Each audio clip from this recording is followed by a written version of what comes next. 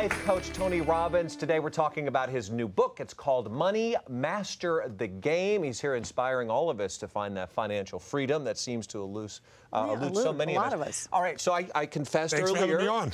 We're so happy that you're here. I've read your books, did The Firewalker. It's such an inspiration to me, and I'm like, when's he going to write another book? What's this been, almost 2 decades? 20 years. I've had a few day jobs. Yeah, what kept you so long? I'm about every 4 days, I'm literally on a plane. I go to 15 different countries. I see 250,000 people a year in live events, and I love the raw, real, in-the-moment changes. Yeah. But I decided to write a book because in 2008, when you saw people losing their homes en masse, when I saw people losing half of what they'd earned, and I knew it was based on manipulation, it made me crazy because I grew up really poor. I grew up with nothing, no money for food at Thanksgiving, literally. So it wasn't statistics for me, it was human beings, and I wanted to do something. So 2 years after that, when I thought nothing had changed with the government, I thought, I have a unique gift. I've been coaching one of the top 10 financial traders in the world for 21 straight years. I've been with him every day, and he's not lost money for 21 straight years. No one else on the planet's done that. His name is Paul Tudor Jones. And I thought if I took what I've learned from Paul, and then I interviewed, because I have access to 50 of the smartest financial people in the world, people that literally started with nothing, like you and I. Like who, yeah. Anybody from a guy named Ray Dalio, which people won't know his name, but he's probably the most influential guy in the world. Warren Buffett, one of the most influential people most people do know. But I went from self-made billionaires to Nobel laureates, and then I thought if I could simplify that into a system where I could help a mom, I could help a baby boomer to really retire and be comfortable and be safe, or I could help a kid getting out of college to get rid of that debt and really achieve financial future, it'd be awesome. So it took me 4 years, and now it's come out this week. It's already #1, so it's really being received really well, which I'm grateful for. Well, tell us, what is the #1 mistake that people make with money? I think the biggest one is we don't begin because we say, I have no money. And it's true, because most of us spend most of what we have. Even when people earn more, they still tend to spend more than they have. But it's an illusion, because the people who make a lot of money, most of them don't keep it. You all know what happens to the lottery winner 5 or 10 years later. Right. Or the great athletes we've seen that lose it all. So the most successful people, Warren Buffett, you say, what made you the richest man in the world? He says 3 things.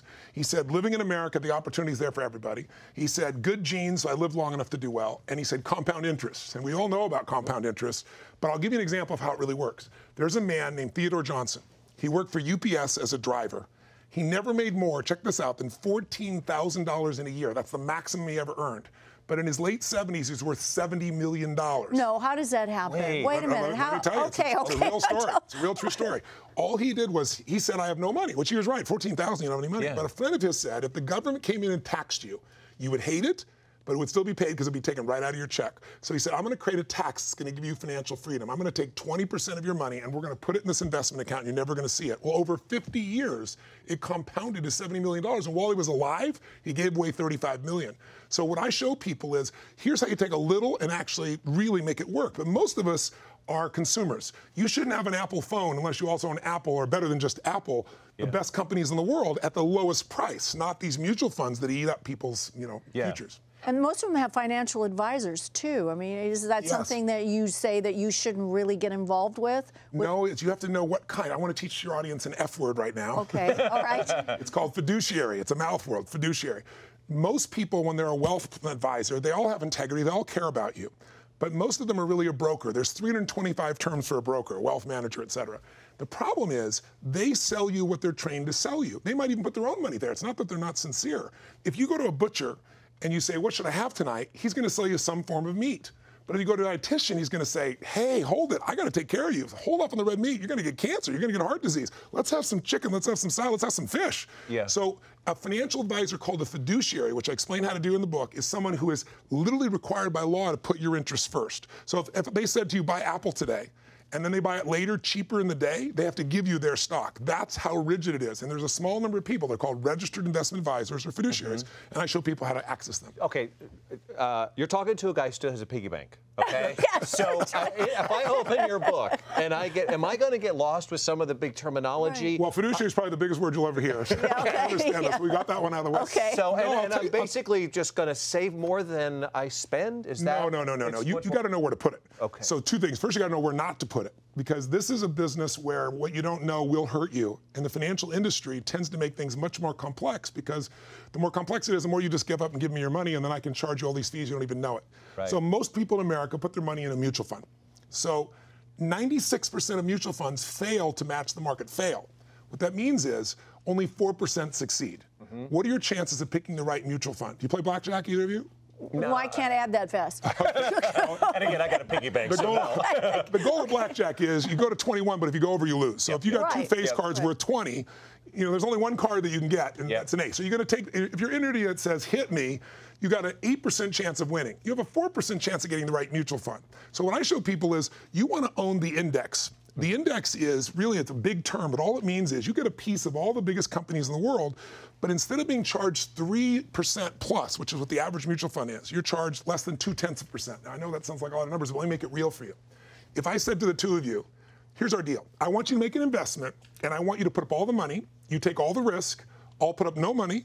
I'll take no risk. If you lose, I win. And if you win, I take 60% of your profit over your lifetime. I'm not going in on that. I don't like that at all. That's 90% of active mutual funds, because at 3%, that's what it is. It's like if you found out your friend bought a Honda Accord for $20,000, you paid $350,000, you go crazy. Yeah.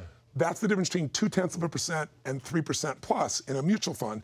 And so that's the difference. But people don't know it, and they don't know it's eating up their financial future. So in the book, I also show you where to put it instead of that. But first, you got to know where not to put it. Okay, can we address something? Because, and I want to go back to the grassroots for me and what you represent in my life on a personal level, and that is the inspiration behind it. How do you take 20% away from $14,000 a year and not be griping every day going, that's right. I'm How do you live? Because it's the most important decision you're going to make. Once you make it, you'll never see it again. I mean, some people will go through a divorce. It's a pretty difficult thing for both sides. And there's that money that's got to be paid. And you just never see it again. And the person adjusts. But you don't have to do 20%. In fact, what I did is I interviewed some of the greatest financial geniuses, the people that are behavioral experts, economists, and they figure out, why do we so bad with money and what do we do instead? And one of the tools they came up with is called Save More for Tomorrow, because everybody can go on a diet tomorrow.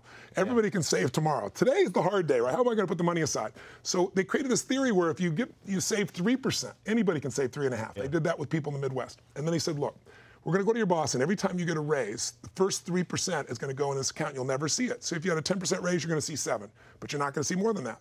Well, those people within 10 years are saving on average 14%, and 65% were saving 20%. Now, you get to those numbers, you're going to get wealthy. Wow. But this gentleman didn't touch his money till he was in his 70s. No, he grew. He touched some of it. It just grew even more. He had a nice lifestyle along the way, but he didn't touch it till he retired.